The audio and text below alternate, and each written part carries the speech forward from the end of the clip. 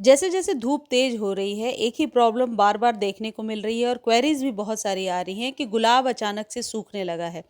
पत्तियां बिल्कुल पीली बेजान मुरझाई सी हो रही हैं। मेरे भी इस पौधे के साथ ये वाली प्रॉब्लम हो रही है।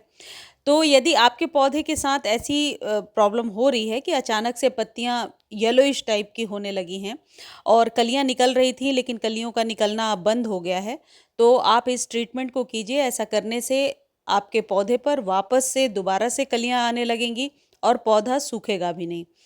जैसे जैसे धूप बढ़ेगी आपके पौधे में सडन चेंज होगा, यानी कि पौधा एकदम से सूखने लगता है, कोई ब्रांच एकदम से सूखने लगती है।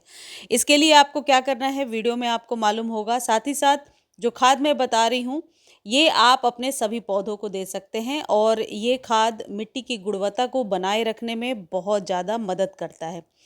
देखिए, यदि पत्तियां अचानक से सूख रही हैं तो 3-4 चीज़ों की कमी ज़रूर हो रही है पौधे में। मैग्नीशियम की, आयरन की और कैल्शियम की।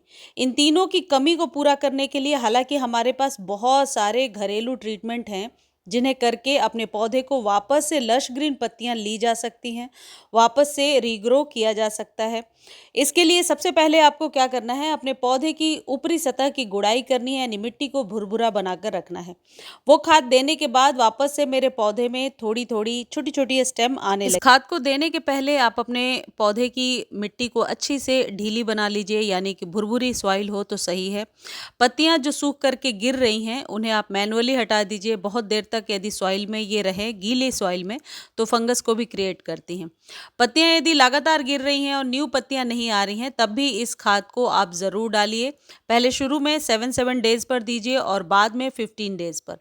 इस एक खाद को डालने के बहुत सारे फायदे हैं। मिट्टी को भुरभुरी बनाकर रखता है, जड़ों का विकास करता है, पौधों में प्रकाश संश्लेषण की क्रिया को बढ़ाता है और साथ ही साथ बहुत सारी कलियां लेने में और पौधे की ग्रोथ को तेज करने में मदद करता है। और यह है ह्यूमिक एसिड। मिट्टी के पीएच को ये संतुलित करता है, यानी कि ज़्यादा फ्लावरिंग लेना है तो पीएच कम से कम 6 to 7 के बीच में होना चाहिए। माइक्रोबियल गतिविधि को भी बढ़ा देता है। माइक्रोब्स बहुत ज़्यादा होते हैं सॉइल में, जिससे कि हम सॉइल की गुणवत्ता को बढ़ा सकते हैं और बहुत सारी फ्लावरिंग ले सकते हैं। ये जो ह्यूमिक एसिड है इसको खरीदने का लिंक डिस्क्रिप्शन में दिया है, टैग कर दिया है। और वीडियो को फेसबुक पर देख रहे हैं तो आप लिंक के लिए पूछ सकते हैं, आपको लिंक प्रोवाइड हो जाएगा, टेक्स्ट कर दीजिए। ये ह्यूमिक एसिड आपको आधा चम्मच लेना है एक गमले के लिए। पानी में घोल करके देंगे तो जल्दी रिजल्ट ले पाएंगे, बहुत जल्दी घुलनशील है ये। बस पानी में जैसे ही आप डालेंगे देखिए कुछ इस तरीके से घुल जाएगा। इसको आप चाहें तो 1 लीटर आधे लीटर पानी में मिला लीजिए, जितनी आपके पौधे की रिक्वायरमेंट है। यदि 6 से 8 इंच के बीच का कंटेनर है तो 1 मग पानी में यदि आप इसे घोल लेते हैं तो उतना बहुत रहेगा। इसको देने के बाद और कुछ खाद आपको कम से कम 7 दिनों तक नहीं देना है। 7 डेज तक नॉर्मल वाटर डेली मॉर्निंग में अपने पौधे को देते जाइए। न्यू बेसल शूट्स को लेने में भी ये मदद करता है। यदि आपका पौधा बहुत ज़्यादा स्वस्थ है तो बहुत सारे बेसल शूट्स को निकालता है, जैसे ये पौधा है। गुलाब के पौधे को 4 से 5 घंटे धूप की ज़रूरत होती है। कम से कम 4 से 5 घंटे धूप ज़रूर दीजिए। यदि आपको लगता है कि सिर्फ धूप की वजह से पत्तियां जल रही हैं तो आप ये कर सकते हैं कि थोड़ा सा सेमी शेड दे दें, यानी ऐसे जगह पे रखें कि थोड़ी सी छन के धूप मिल रही है। लेकिन ये वाली धूप अभी गुलाब के लिए फ़ायदेमंद है। यदि सॉइल अच्छी बनी है तो गुलाब को कोई नुकसान नहीं होगा, जैसा आप मेरे पौधे को देख रहे हैं।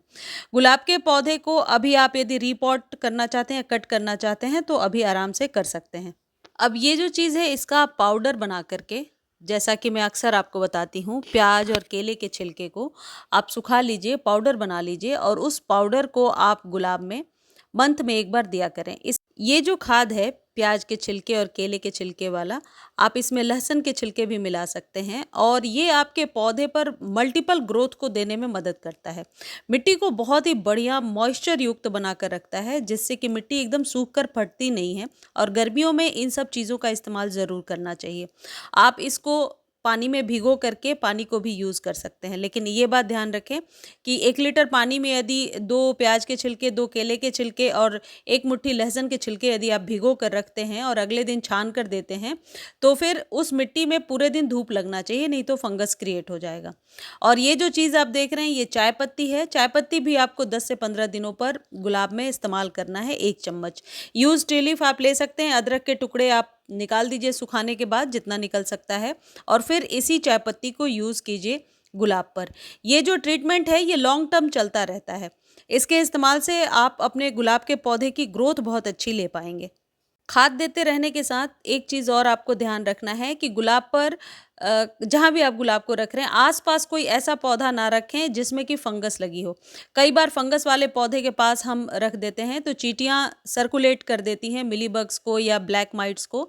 तो धूप वाली जगह पे रखें, अपने पौधे के सॉइल में नमी को बनाकर रखें। पानी डेली देना है गर्मियों में, लेकिन प्रॉपर धूप में रखना है। इस तरीके से आप अपने गुलाब पर बहुत सारी कलियाँ ले पाएँगे।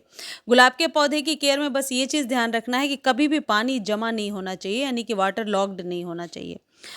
इस वीडियो को आप फेसबुक पर भी देख सकते हैं, लिंक डिस्क्रिप्शन में दिया है, एक बार जाकर देख लीजिए और फॉलो ज़रूर कर दीजिए। मुझे उम्मीद है ये वीडियो आपको अच्छी लगी होगी। ह्यूमिक एसिड खरीदने का लिंक डिस्क्रिप्शन में है और टैग भी कर दिया है। धन्यवाद।